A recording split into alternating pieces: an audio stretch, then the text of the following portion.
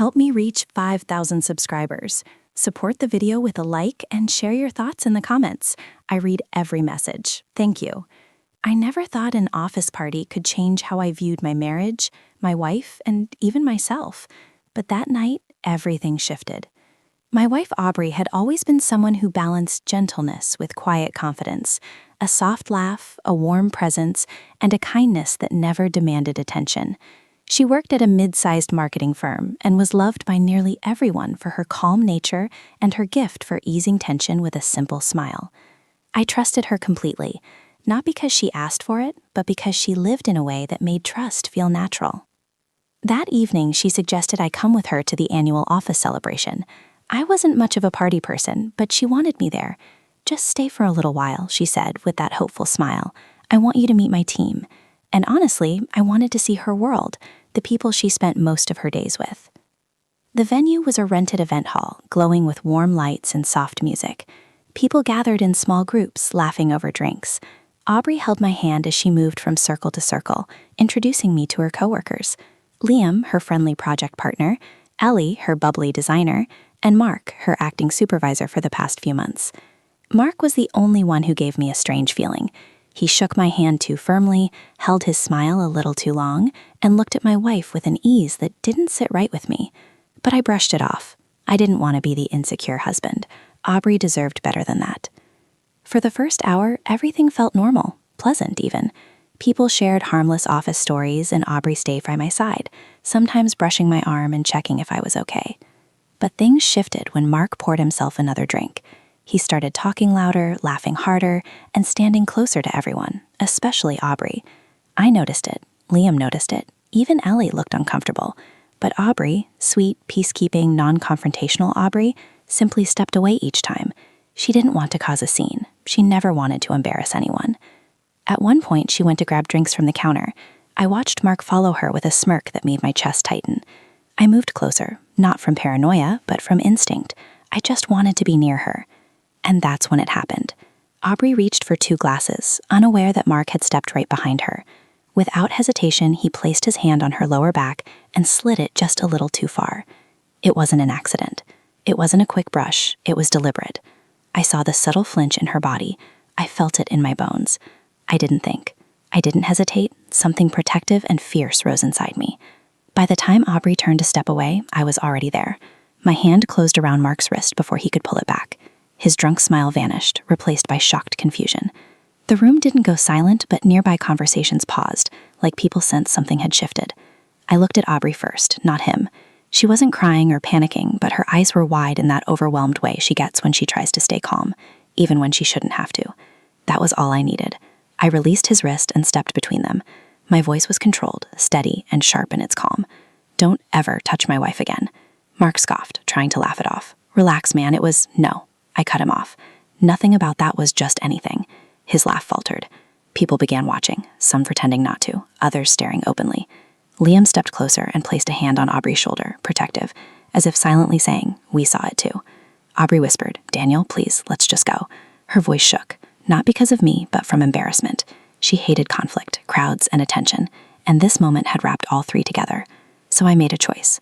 Not anger, not drama, not a scene. I gently took her hand, looked into her eyes, and said, "We're leaving."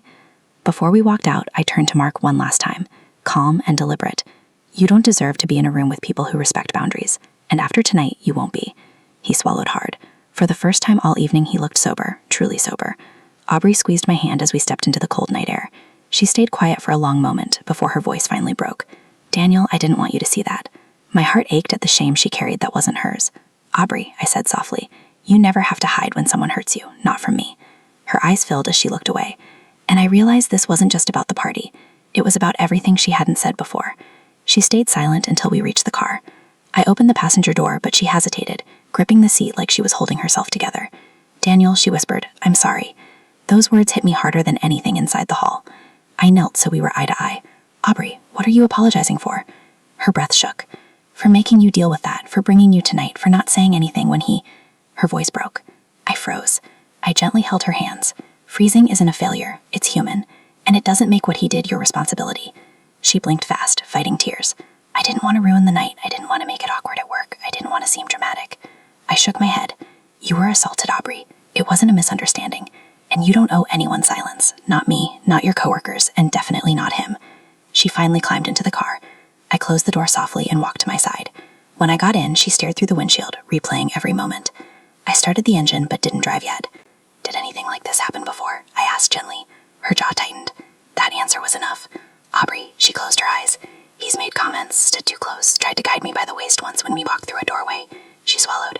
I kept telling myself I was overreacting, that it wasn't worth causing trouble. My chest tightened with something dark and protective, but I kept my voice calm. And tonight, she whispered, he crossed a line I can't excuse. I pulled out of the parking lot slowly, giving her time to breathe, but I could feel her trembling. By the time we reached home, she looked exhausted, not from fear, but from the weight of keeping everything inside for so long. When we stepped into the living room, she dropped onto the couch and said, You probably think I should file a complaint, right? I sat beside her. No, I think you should do whatever makes you feel safe. I'm here either way. She looked at me closely, really looked, and I saw something change in her eyes. You didn't yell, she said. You didn't cause a scene, you just stepped in calmly. I didn't expect that. I'm not here to fight for pride, I said. I'm here to protect what matters. She leaned into me, resting her head on my shoulder. I always thought you'd be angry if I told you these things, she admitted. Not at him, at me, for letting it happen. I wrapped my arm around her. I would never blame you, not for someone else's violations. She took a deep breath, and for the first time since the party, her shoulders relaxed. Can we do something tomorrow, she asked. Can we talk to HR together? I don't want to face it alone. Of course, I said, whenever you're ready. But the next morning, everything escalated faster than we expected. Her phone buzzed while she brushed her teeth. She looked at it, then froze again, this time for a different reason. It's Ellie, she said, stepping out of the bathroom. She heard everything last night. And Daniel, she already told HR. They called an emergency meeting for noon. I saw panic rise in her eyes. I didn't want this to blow up like this, she whispered. People are going to talk. What if they think I made it up? What if, I said, taking her hand, the only person who should be worried right now is him. We arrived at the office just before noon. Aubrey walked in quietly, holding my hand like it was the only thing keeping her steady. Liam was there too, giving her a supportive nod. He looked at me with gratitude and relief. Inside the conference room sat HR, Ellie, Liam, and Mark. Mark looked pale, sober, and suddenly very small. HR asked Aubrey to speak first, but her voice shook. I felt her hand tremble in mine, so I leaned closer and whispered, You're not alone, you're allowed to speak. And she did. Soft at first, then clearer, then steady. She told them everything. What happened last night, what happened before, how she froze, how she blamed herself. She didn't exaggerate, she didn't even look at him. She just told the truth. When she finished, the room fell silent. Then Ellie spoke, then Liam, then two others who had noticed similar behavior. By the time they turned to Mark, he couldn't defend himself. He didn't even try. He simply said, I made a mistake. But HR didn't call it a mistake. They called it misconduct. When we left the building, Aubrey exhaled like she'd been holding her breath for months. Daniel, she said softly, thank you for last night, for today, for everything.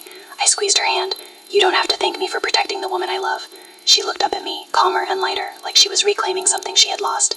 And in that moment, I realized my response wasn't about anger, pride, or proving anything. It was about showing her that she was worth standing up for every single moment.